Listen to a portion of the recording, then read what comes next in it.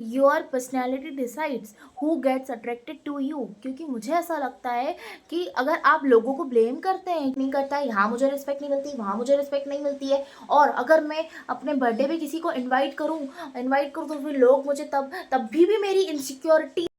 Hello everyone. सो कैसे हैं आप लोग? आई नो आप सब लोग बहुत ज़्यादा अच्छे होंगे, मैं भी बहुत ज़्यादा अच्छी हूँ।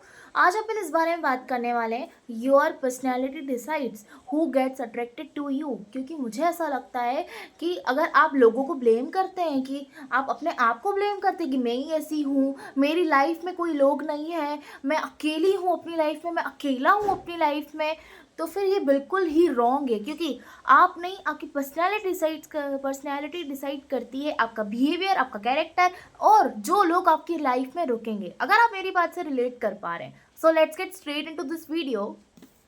सो अब अपन इन 4 चीज़ों के बारे में बात करने वाले हैं। सो फर्स्ट चीज़ ये, what does you attract, what does actually mean that.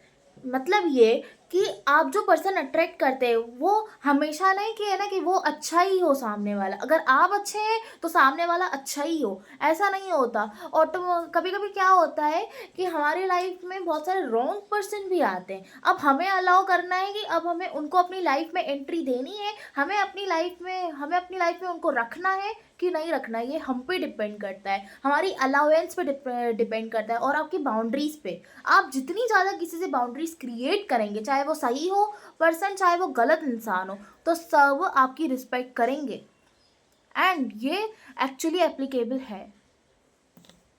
अब बात करते हैं, your standards change your circle. देखो, अगर आप ये बोलते हैं कि ये इंसान मेरी रिस्पेक्ट नहीं करता है, यहाँ मुझे रिस्पेक्ट नहीं मिलती, वहाँ मुझे रिस्पेक्ट नहीं मिलती है, और अगर मैं अपने बर्थडे पे किसी को इनवाइट करूँ तो फिर लोग मुझे तब भी मेरी इनसिक्योरिटीज़ को पॉइंट आउट करके चले जाते हैं, बिल्कुल मेरी बाउंड्रीज, मेरी लिमिट क्रॉस करके चले जाते हैं। अगर ऐसा है तो फिर देखो, यहाँ पे 2 रास्ते हैं। या तो एक रास्ता ये कि अगर आप ब्लेम करते रहोगे कि ना मेरी लाइफ में कोई भी नहीं है, मेरे को यहाँ से रिस्पेक्ट नहीं मिलती, वहाँ से रिस्पेक्ट नहीं मिलती, मैं ना इसको नहीं बुलाऊंगा अपनी पार्टी में, उसको नहीं बुलाऊंगा, मैं ये फंक्शन को अटेंड नहीं करूंगा।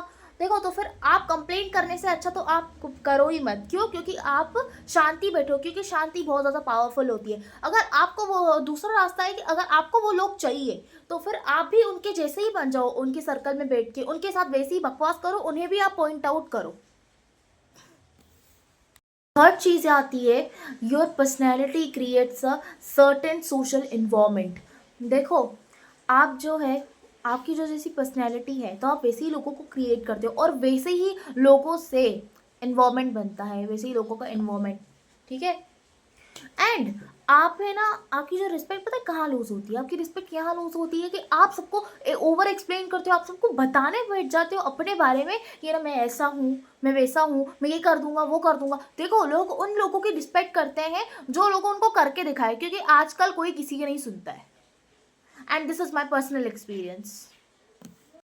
फिफ्थ चीज़ ये आती है, sometimes you don't attract, sometimes you accept them. देखो, एक्सेप्ट आप तब करते हो जब आप किसी इन्वायरमेंट में आप फंस चुके हो, आप वहाँ से नहीं निकल पा रहे हो, तो आप वहाँ से अपने आप को डिस्टेंस कर लो, वहाँ से आप अपने आप को डिटैच कर लो। और अगर वहाँ पे अगर लोग आपकी नहीं माने तो तब आपको आवाज़ उठानी पड़ेगी। क्योंकि देखो क्या होता है, सबसे पहले तो अपन प्यार से ही बोलते हैं, सबसे पहला स्टेप तो अपना प्यार का ही होता है कि अपन ने सामने वाले को अच्छे से बोला, अच्छी लैंग्वेज में बोल दिया, अच्छी टोन में बोल दिया, सॉफ्ट टोन में। अगर वो नहीं मानता है तब आपको भी हक है, आप भी अपनी बाउंड्रीज, अपनी लिमिटेशंस क्रॉस कर दो। लास्ट चीज आती है, फिफ्थ चीज, become the person who you want to meet. देखो, इसमें 2 चीज़ें आती है। एक तो चीज़ ये आती है, आपका जैसे खराब टाइम चल रहा है ना, तो फिर आप डिवाइन टाइमिंग को एक्सक्यूज मत दो कि डिवाइन टाइमिंग ऐसा है, ये तो मेरा टाइम ऐसा है, मेरा ये ऐसा है, वो ऐसा है, इसको एक्सक्यूज मत दो। अगर आपको जो पर्सन बनना है ना, सबसे पहले तो आप उसको एक्ट करो।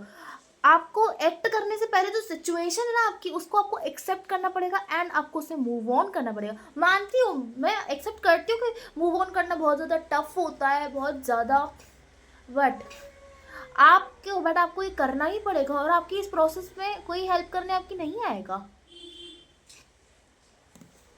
तो तो लास्ट अपन इस पे सेकंड पॉइंट के बारे में बात करते हैं, डिवाइन टाइमिंग क्या होता है। डिवाइन टाइमिंग हमेशा ये नहीं होता कि चीज़ें आपकी फेवर में हो रही है। डिवाइन टाइमिंग बेसिकली ये होता है कि कभी कभी चीज़ें डिले हो जाएंगी, कभी चीज़ें लेट हो जाएंगी, कभी आपको चीज़ें बहुत लेट हो जाएगी। कभी क्या होता है ना, जो सब्र होता है ना, वेट जो होता है ना, वो अपन को कुछ ना कुछ सिखा के जाता है, अपन को ऐसा पर्सन बना के जाता है कि अगर आपके पास अगर इन फ्यूचर कोई सी भी अगर चीज़ आ जाए जो आपके फेवर में थी, अगर आपके पास वो आ भी जाए ना, उसको उसमें आपको है ना इतनी खुशी नहीं होगी। क्यों? क्योंकि जो जो टाइम था ना, वो आपको मेहनत करना सिखा के गया।